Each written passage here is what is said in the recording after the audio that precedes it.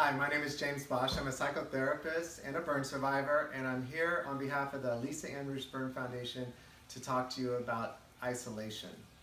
Now, I just want to have a conversation with you about isolation because it's such a big topic and there's really a continuum. With a lot of burn survivors, this is a defense mechanism. We're so afraid of how we will be perceived, or because of our altered looks and image from our scars and our burns, that some of us can isolate ourselves out of fear. But I want to talk to you about this idea of sometimes isolation is a resource. Sometimes it's on a continuum where it's based on our personality, that we need to isolate to recharge. You know, if you're an introvert, when you need to recharge, you want to be alone. Maybe you want to be home listening to music or taking a bath or reading a book to recharge. And if you're an extrovert, you want to go hang out with some friends or party to recharge. So sometimes it's just our personality. But when isolation becomes something that is a problem, something that is causing issues in your life, it's usually based on fear, and sometimes it's based on some mental health issues, like depression can really breed isolation. We really can isolate when we're feeling depressed or when we're feeling overwhelmed by the world. So there's many reasons why we isolate, but how do we move out of isolation when it's a problem? So I'm not saying it's always a problem. So sometimes we need to decide, like this concept of being alone versus being lonely. Sometimes it's okay and we feel good being alone, and sometimes we feel lonely and we feel like no one's there for us and we don't know how to reach out to people. So how do we live in this continuum? So to get out of isolation, what can we do? So first thing is that we have to find and identify what are the fears that are holding us back. What are we afraid of? Why are we staying alone? Why are we staying and keeping everybody in the world out here? Is it, will I be accepted? Will I be rejected? Is it my appearance? Is it something else about me? So first, identifying our fears and working with our fears and examining them, finding proof or finding evidence that these fears are real or not, and then working to overcome them. So that's one step. The other is to take little risks and trust, right? So when you want to move out of isolation, you're not going to go to a party, you know, so maybe you reach out to one person that you trust and you share that you're feeling isolated, and you call, text, or hang out with that person as a first step. So taking little steps out of isolation is one tool. Baby steps, I like to say. So baby steps towards what you want. Peer support. Peer support is huge, and that's why it's such a big part of what the Lisa Ann Roos Burn Foundation does, and a lot of our different burn organizations do, is that when we connect with another person that knows and understands our experience, where we don't have to explain ourselves, explain our trauma, because they've been there, that connection, heart to heart right there, is such a bridge out of isolation. It's so powerful. So that could be one-on-one peer support, that could be in a burn support group, it could be in an online group, or it could be going to a retreat, a meeting, or a conference.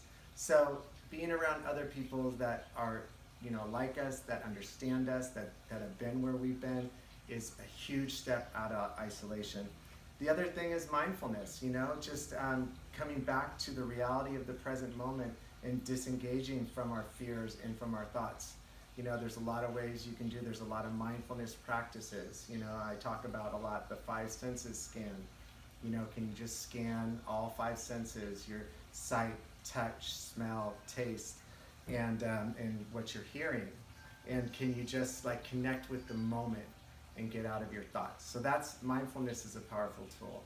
Meditation, learning to have resources to calm yourself, to calm your mind and calm your body, can help you prepare yourself to move out of being isolated.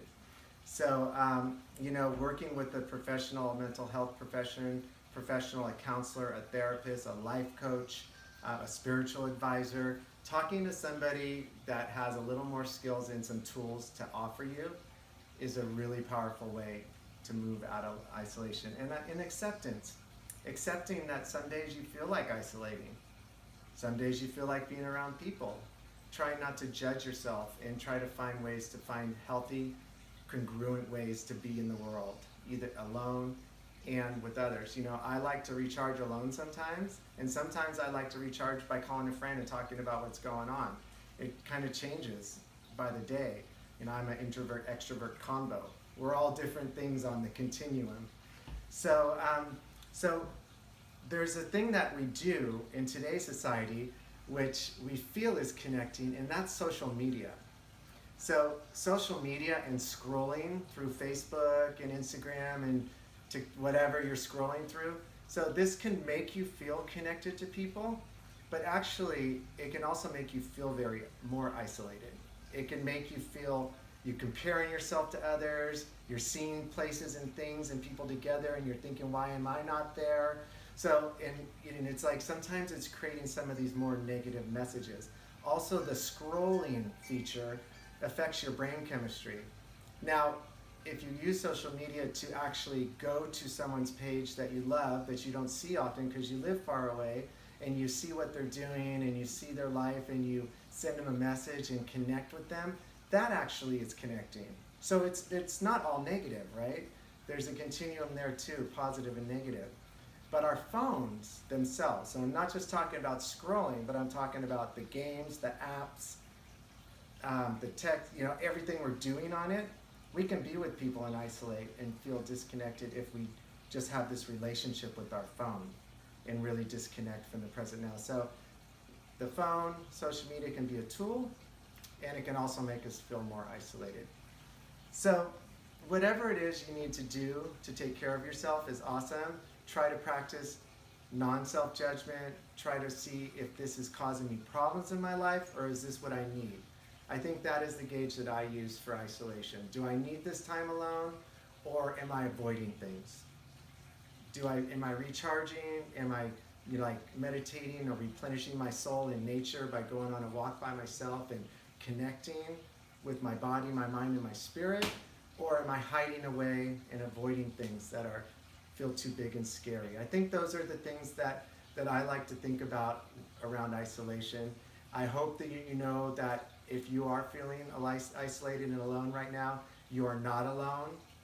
We are here for you at the Lisa Ann Roosh Burn Foundation. There is a larger burn community out there for you, and I encourage you to reach out and get help. Thank you.